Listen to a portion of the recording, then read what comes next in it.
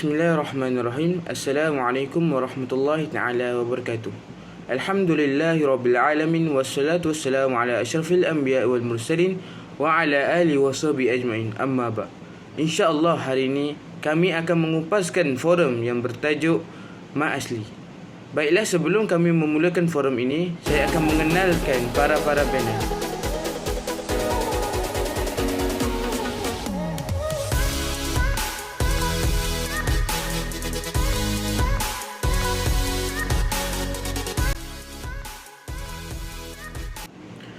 Baiklah, seterusnya saya akan menanyakan soalan kepada panel yang pertama, iaitu Ustaz Daniel Benjamri.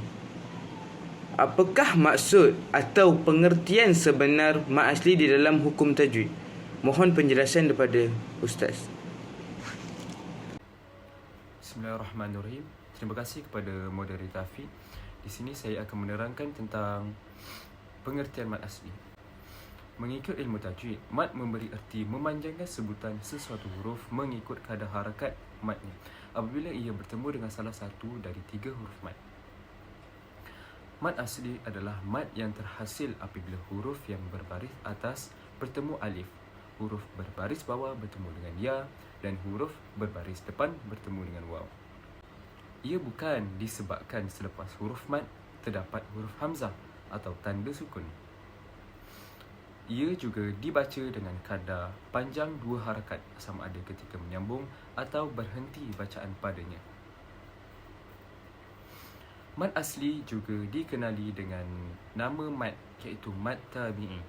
Ini kerana dia sudah menjadi tabiat bagi semua pembaca Al-Quran yang mahir atau baik, tidak mengurangkan kadar matnya 2 harakat dan tidak pula melebihi daripada itu. Selain itu, ia juga dinamakan mat zati kerana mat ini memang terdiri daripada huruf matnya, iaitu zatnya sendiri. Baiklah, terima kasih kepada Ustaz Daniel Benjamri atas penjelasan sebentar tadi. Baiklah, seterusnya saya ingin menanyakan soalan kepada panel yang kedua, iaitu Dr. Abdullah Azam bin Ahmad. Apakah cara-cara bacaan di dalam mat asli dan apakah jenis mat asli yang ada di dalam hukum tajwid? Mohon penjelasan daripada doktor. Terima kasih kepada moderator kerana memberikan peluang kepada saya untuk membentangkan mengenai cara bacaan, jenis-jenis dan kadar harakat. Baiklah, saya mulakan dengan kadar harakat. Kadar panjang harakat bagi mat ialah 2, tidak kurang ataupun tidak lebih, 2 harakat. Jadi satu harakat itu panjangnya adalah kadar menggenggam anak jari atau melepaskannya. Maka 2 harakat adalah kadar menggenggam 2 anak jari, menggenggam atau melepaskan 2 anak jari secara sederhana. Menggenggam ataupun melepaskan secara sederhana, tidak terlalu perlahan ataupun tidak terlalu laju.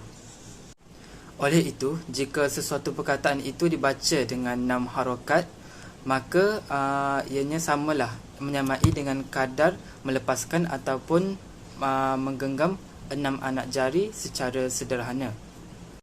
Bagaimanapun, kadar 2 harakat itu berbeza kadar kelajuannya bergantung kepada tahap pembacaan seseorang itu, sama ada tahqiq, yakni pembacaan tempo paling perlahan, kemudian tartil, tadwir dan hadar, tempo bacaan yang paling laju yang biasanya digunakan bagi orang-orang yang menghafal Al-Quran. Bagi seseorang yang membaca secara hadar, iaitu tempo bacaan paling laju, kadar mat asli bagi bacaannya mestilah pada kadar yang seragam sesuai dengan kelajuannya. Bagi seseorang yang membaca dengan tartil ataupun tahqiq, tempo bacaan paling perlahan, maka kadar 2 harakat bagi bacaannya adalah lebih perlahan dari kadar 2 harakat bagi bacaan tempo paling laju, iaitu hadar. Baiklah, seterusnya saya akan menerangkan mengenai jenis-jenis. Yang pertama, mat asli kalimi. Mat asli kalimi di sini bermaksud mat asli secara dasar amnya, iaitu mat asli yang dibaca 2 harakat pada semua keadaan, tidak kira wasal secara bersambung, waqaf berhenti di pertengahan ataupun di akhir perkataan. Contohnya kila, kulu, qala. Kemudian mat tamkin. Terdapat perkataan-perkataan yang dikategorikan sebagai mat tamkin dalam Al-Quran seperti wa iz akhazna minan nabiyyina mitsaqahum. Kemudian lafaz jalalah. Huruf lam bersepadu pada lafaz jalalah. Lafaz jalalah ini adalah Allah. Ianya adalah sebahagian dari hukum mat asli seperti qul huwallahu ahad, qulillahumma. Ianya dibaca dengan 2 harakat walaupun tiada tanda alif kecil di atas huruf lam tersebut.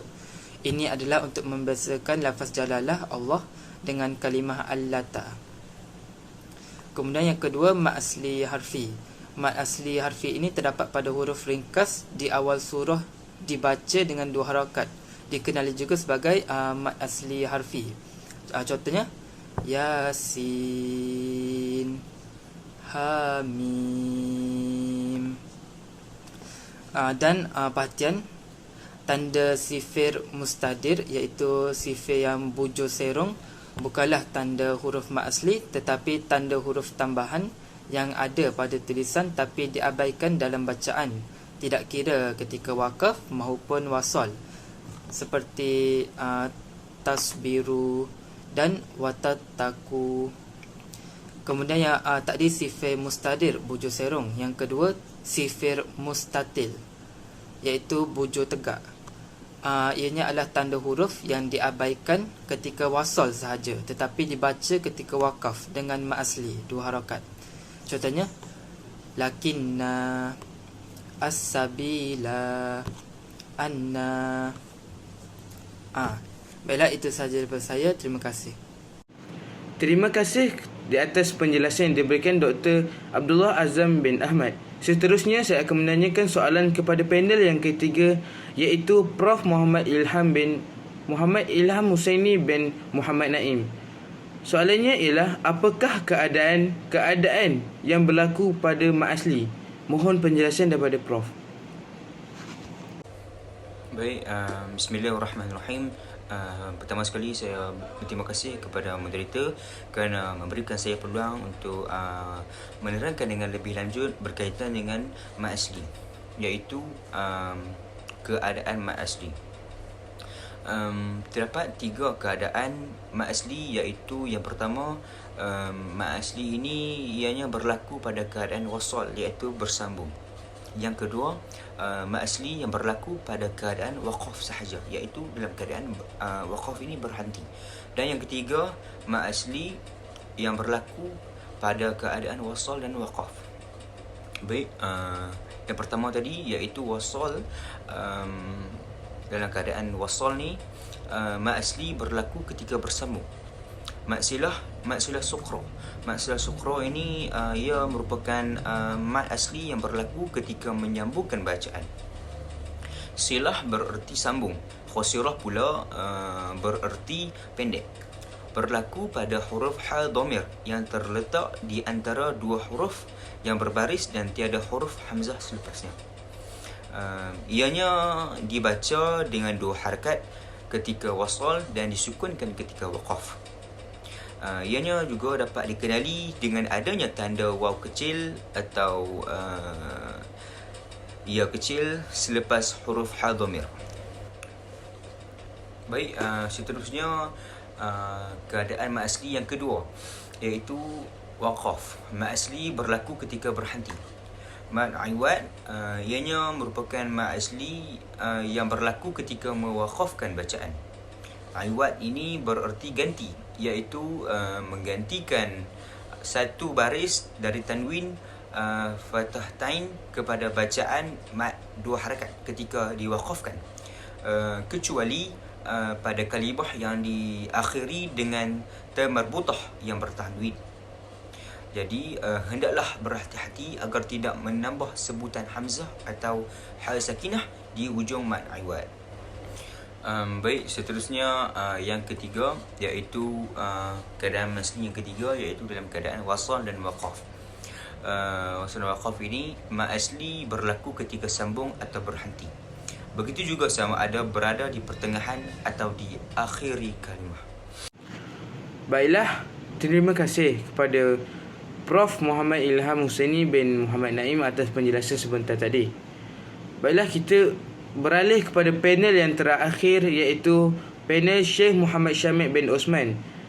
Soalannya adalah, apakah contoh-contoh mat asli yang ada di dalam Al-Quran dan apakah penjelasan terhadap contoh-contoh tersebut? Mohon penjelasan daripada Syekh. Assalamualaikum warahmatullahi wabarakatuh. Terima kasih kepada moderator yang arif lagi bijaksana. Sekarang tanpa melengahkan masa, mari kita mempelajari mengenai tanda-tanda mat asli. Iaitu mat asli ni dapat kita kenali melalui dua tanda. Iaitu yang pertama, huruf mat. Huruf mat iaitu alif, waw dan ya, yang tidak mempunyai sebarang tanda ataupun baris di atasnya, seperti khala, yakhulu, khila. Contoh yang kedua, tanda huruf alif kecil ataupun waw kecil dan ya kecil, seperti yuhyi, yalwun, as-sirata. Apa yang telah dibicarakan tadi adalah mat asli ni secara dasarnya ia mesti dibaca dengan dua harakat pada keadaan wasal ataupun waqaf. Wasal di pertengahan ayat ataupun waqaf di akhir perkataan. Dan seterusnya, contoh-contoh mat asli. Iaitu berikut adalah contoh-contoh mat asli yang berlaku pada keadaan wasal, iaitu tengah perkataan, dan waqaf di akhir perkataan. Jika di tengah, contohnya nuhiha, ada ya tidak berbaris di tengah. Qasiruna, ada alif kecil selepas qa. Dawudu, ada waw kecil di tengah ayat, di tengah perkataan. Jika di akhir perkataan pula, tarani dan hada dan amarana biha di akhir perkataan. Pada contoh-contoh tadi, jika mat asli pada perkataan itu berada di tengah, maka ia adalah perkataan mat asli, hanya boleh diwasalkan dengan bacaannya. Perkataan yang mat aslinya berada di akhir adalah perkataan yang mat aslinya mungkin diwasal atau diwaqafkan bacaannya. Sekian, terima kasih daripada saya.